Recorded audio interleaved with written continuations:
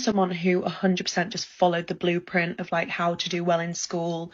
Welcome to the quarter life crisis, girly. The reason I'm looking at it and saying that is because I went through a very similar thing. I too went through those stages where you do well at school and move through all the relevant things to be doing well. And I eventually ended up as a teacher. Maths teacher, head of Key Stage 3, head of year. Plenty going for me in that sense. But I also happened to follow the sort of societal trajectory of buying a house, settling down, and I did get married too. This wasn't just the corporate version, this was the whole life version. And at 26, I just had this niggling feeling that like the relationship part, the life part wasn't the right thing for me. And whilst I went through my separation and divorce, I did a lot of reading around the quarter life crisis. And before I go into a spiel, I learned a lot from Dr. Oliver Robinson, who seems to be basically an expert on this. There are 3 life crisis points. We've heard of the big one, midlife. Quarter life gets joked about, but it's a real thing, and then there's later life. And they're all about this idea of a turning point, being conflicted within yourself and questioning what your life is all about, which you're currently doing. What particularly makes it a quarter life crisis is that you're battling between what society told you should want and what would make you happy versus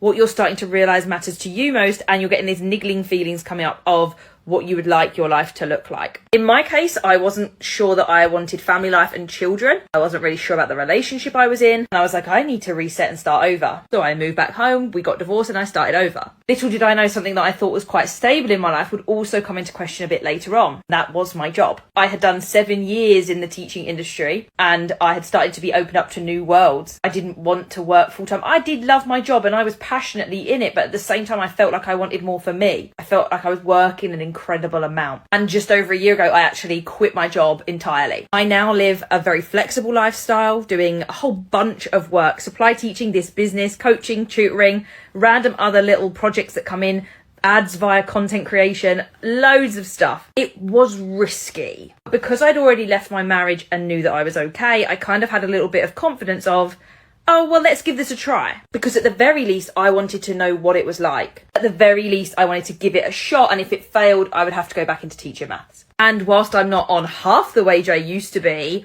I thoroughly enjoy the way my life is. You learn to live without the money that you used to have, because during this process, you're hopefully realizing what actually matters to you most. For me, it was creativity, it was autonomy, it was connection to other people. And yes, sometimes I do miss working in a team. I hope one day to, within the business, create a team that I can work with effectively and have people working together really well. I really want to be a great employer as well. I want people's mental well-being to be taken care of, flexibility for them, something that works for them and suits around their lifestyle. I live more slowly. I'm not chasing for promotions. I take breaks during the day because I want to.